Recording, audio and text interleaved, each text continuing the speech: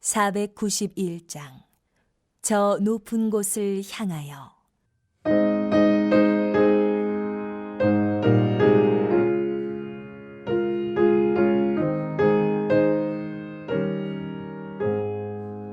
저 높은 곳을 향하여 날마다 나아갑니다.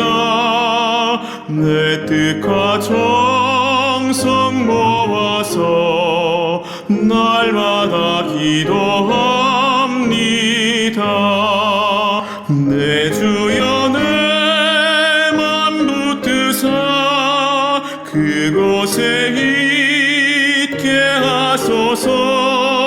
그곳은 빛과 사랑이 언제나 넘치옵니다. 괴로움과 죄가 있는 곳 나 비록 여기 살아도 빛나고 높은 저곳을 날마다 바라봅니다. 내 주여 내 맘 붙드사 그곳에 있게 하소서. 그곳은 빛과 사랑이 언제나 넘치옵니다.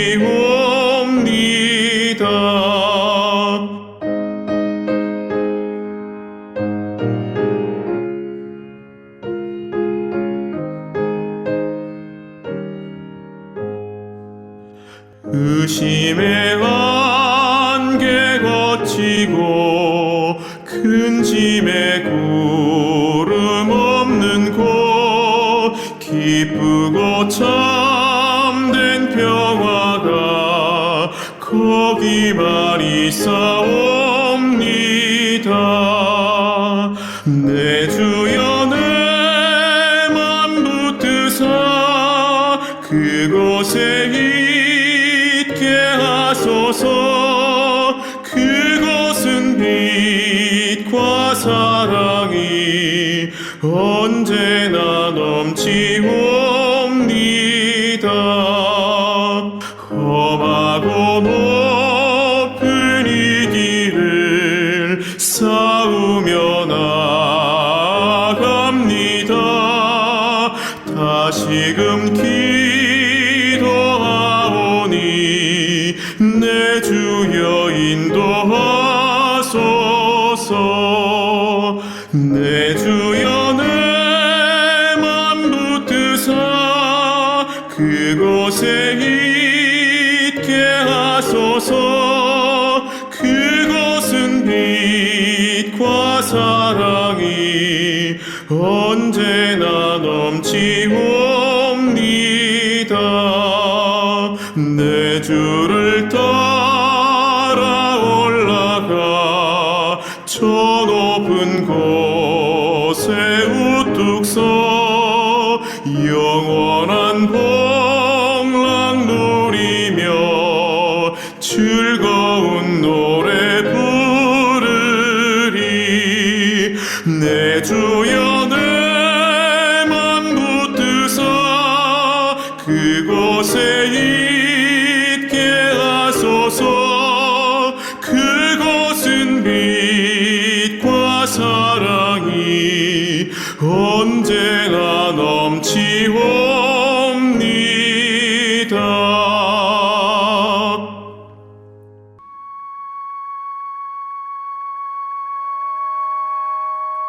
나는 시온의 의가 빛같이 예루살렘의 구원이 횃불같이 나타나도록 시온을 위하여 잠잠하지 아니하며 예루살렘을 위하여 쉬지 아니할 것인즉 이방 나라들이 내 공의를 뭇 왕이 다 내 영광을 볼 것이요 너는 여호와의 입으로 정하실 새 이름으로 일컬음이 될 것이며 너는 또 여호와의 손의 아름다운 관 내 하나님의 손의 왕관이 될 것이라.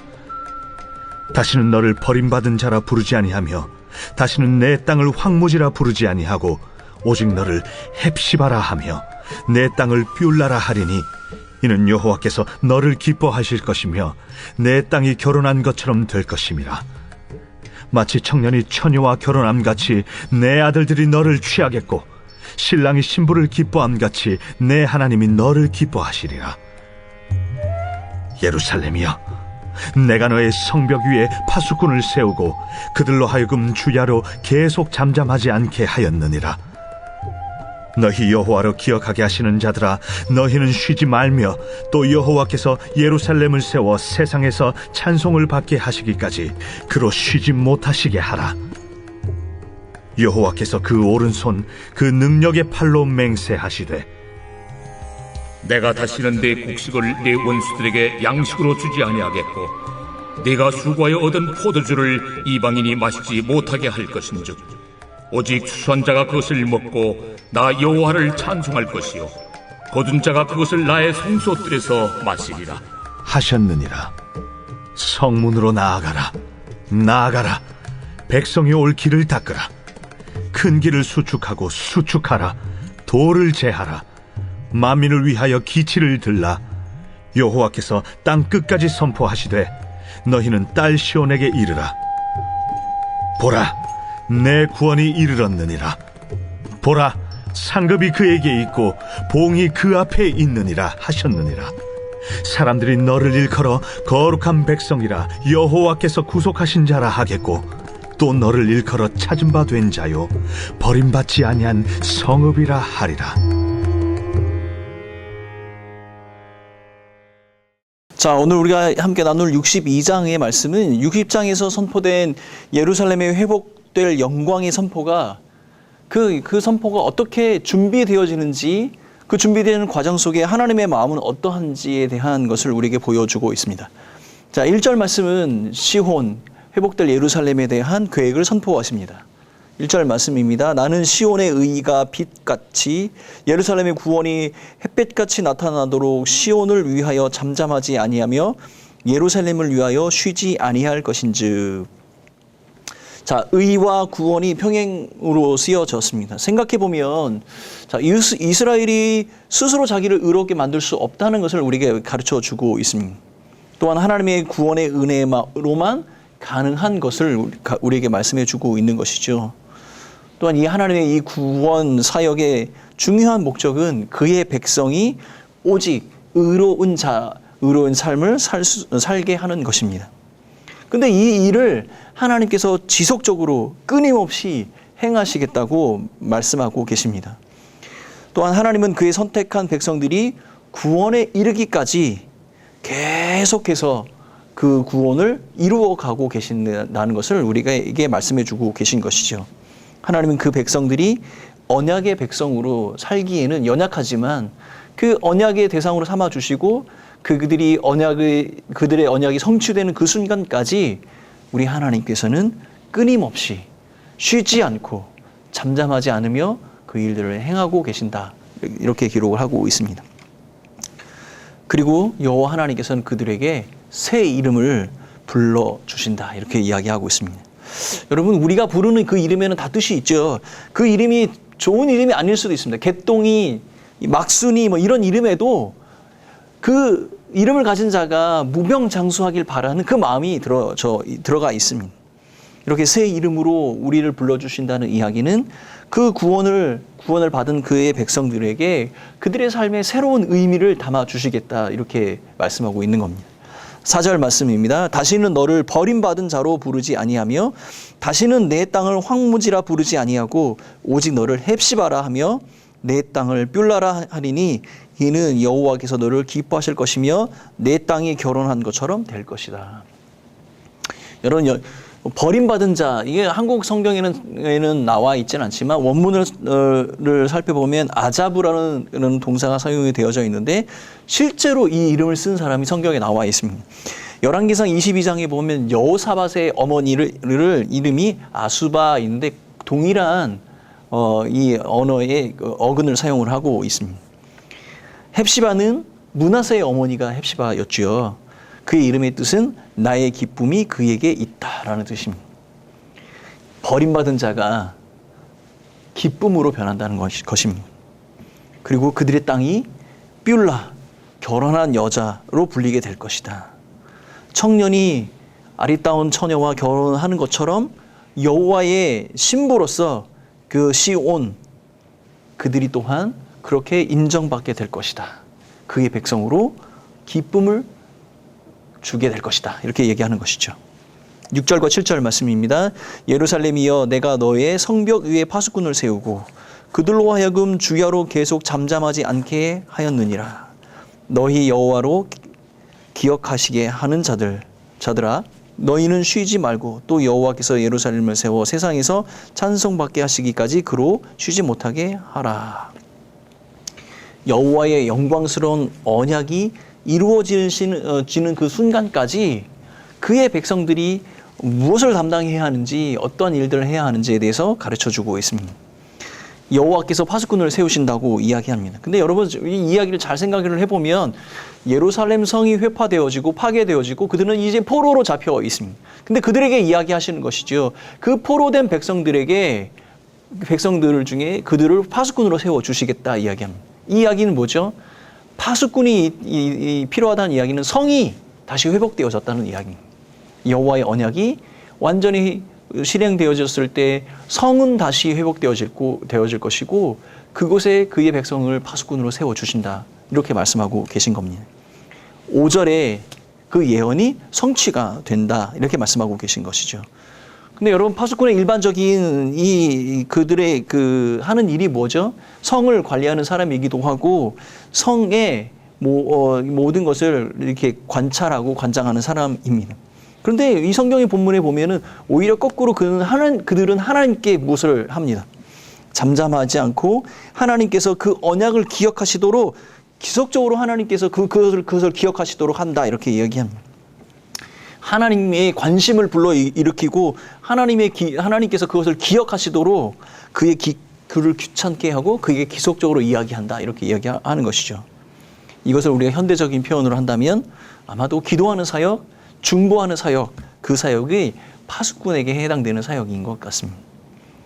이러한 중보하는 사역 가운데 여호와께서 약속하신 일들을 행하시도록 그가 말씀하신 것을 이루시도록 그렇게 이야기한다라고 하는 것입니다. 이것은 그가 약속하신 그것이 완전히 이루어지며 그 이루어진 것으로 말미암아 그 모든 영광이 하나님께 돌아가도록 쉬지 않고 그 일들을 행한다 이렇게 말씀하고 있는 겁니다. 이러한 중보의 결과가 9절에 나와 있습니다. 오직 추수한 자가 그것을 먹고 나 여호와를 찬송할 것이며 거둔 자가 그것을 내 성소들에서 마시리라 하셨느니라. 여호와께서 그 중보에 응답하셔서 오른손 그 능력의 팔로 맹세하십니다. 다시는 시온의 곡식을 대적들의 손에 넘겨주지 않으시고 이방인들이 그들의 포도주를 마시지 못하게 할 것이다. 하나님의 섭리와 다스림으로 말미암아 이것이 이루어진다 이렇게 이야기합니다. 그런데 이것이 이스라엘에게만 해당되는 것이 아닙니다. 열방의 행위까지도 하나님 손 안에 있다라고 이야기하는 것이죠. 이스라엘 백성들이 당하는 여러 가지 고난과 어려움들 이방의 손에서 그것이 좌지우지 되는 것이 아니라 하나님의 주권 가운데 그것을 막으실 수도 있다라고 보여주고 있는 겁니다.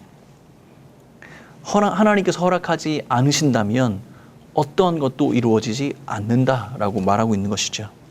반면에 그의 백성들은 추수한 것에 그 추수를 먹고 평화를 누린다 이렇게 이야기합니다. 여호와를 찬송하게 될 것이고 먹고 마시게 될 것이다 이렇게 이야기하는 것이죠. 이것은 마땅히 누려야 할 사람들이 누리게 되는 구속받은 자, 구원받은 자들이 마땅히 누려야 할 그 누릴 것을 누리게 하겠다라고 말씀하시는 것입니다. 하나님의 임재의 그 풍성함과 풍요로움을 경험한 사람들은 바로 그 하나님을 예배하고 경배하게 되는 것이죠. 10절 말씀입니다. 성문으로 나아가라 백성이 올 길을 닦으라 큰 길을 수축하라 돌을 제하라 만민을 위하여 기치를 들라.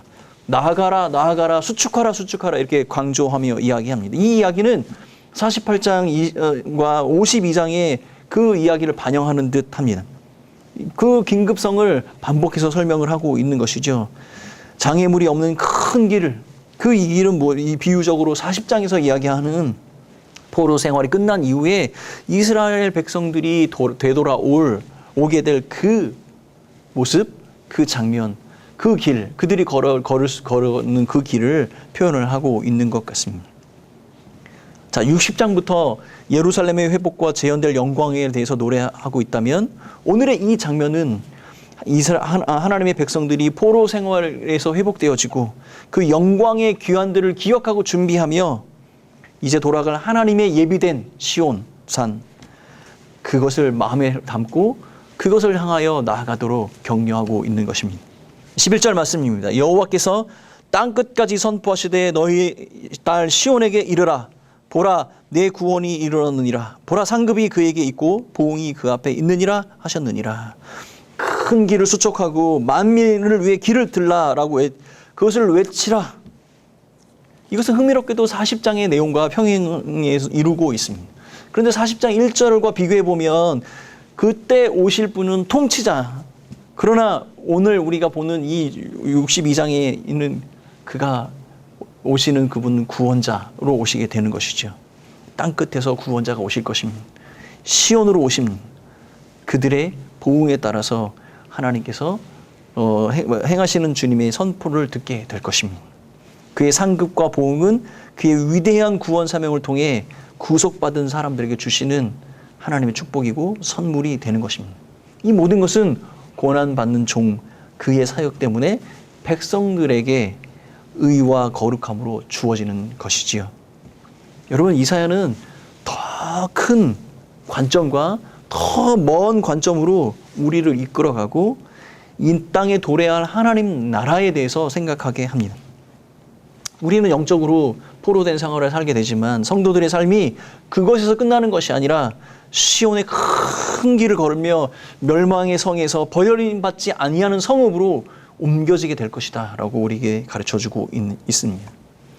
사랑하는 성도 여러분, 성도의 오늘의 삶은 하나님께서 언약하신 그 구원의 결과 아니겠습니까? 그러므로 동일한 고난과 어려움 가운데 있을지라도 우리는 오늘 감사와 찬양의 그 이유를 찾을 수 있게 되는 것이죠. 그러면 성도의 내일은 무엇입니까? 성도의 내일은 그의 언약의 신실하심으로 우리는 버림받지 않는 성읍, 영원한 도성, 그 하나님의 나라에 우리를 불러 세우실 것이라는 그 미래, 그 정확하고도 확실한 그 미래, 흔들리지 않는 그 미래가 우리에게 약속된 것 아니겠습니까? 그러므로 오늘의 삶이 그러한 내일을 꿈꾼다면 오늘의 삶이 달라져야 하지 않을까요? 사랑하는 성도 여러분, 비록 오늘 하루의 삶이 어제와 다른 것 같지 않고 고난과 어려움 가운데 있고 어디에도 희망이 없는 것 같고 죽을 것 같은 그런 고통과 어려움 가운데 있을지라도 우리에게는 정확하고도 견고하며 흔들리지 않는 영원한 미래, 약속된 미래, 하나님의 언약의 성취, 구원의 그 나라, 하나님의 나라의 그 백성으로서의 삶이 약속되어 있음을 기억하는 우리 모두가 되었으면 좋겠습니다. 사랑하는 성도 여러분, 이 약속하시는 그 하나님을 붙들어야 합니다. 그 하나님께서 말씀하신 그 약속을 붙들어야 합니다. 그 약속과 그 약속하신 그 하나님을 붙들며 믿음으로 승리하는 온 성도들이 되시기를 예수님의 이름으로 축원합니다. 함께 기도하겠습니다. 사랑하는 하나님 아버지, 인생의 고난길에서 우리에게 약속된 그 하나님의 그 구원의 나라, 하나님의 나라가 우리에게 약속되어 있음을 기억하고 우리의 이름이 버림받은 자에서 하나님의 기쁨이 되는 그러한 축복과 은혜를 누리는 우리 온 성도들 될 수 있도록 인도하여 주옵소서. 이 아침에도 기도하며 나아가는 우리 온 성도들에게 내일에 우리에게 주실 그 하나님의 그 충만한 은혜와 그 기쁨으로 새 힘을 얻으며 살아가는 오늘 한 날 될 수 있도록 함께하여 주옵소서. 감사하고 이 모든 말씀 예수님의 이름으로 기도하오며 지금은 우리의 참된 구원의 은혜가 되신 예수 그리스도의 그 크신 은혜와 하나님의 깊으신 사랑 가운데 우리를 품으시는 그 놀라우신 사랑하심과 성령 하나님의 동행하시고 역사하심이 이 자리에 함께 머리 숙이는 온 성도들과 그들의 가정들과 그들의 사업장들과 교회 공동체 위에 영원히 함께 있을지어다. 아멘.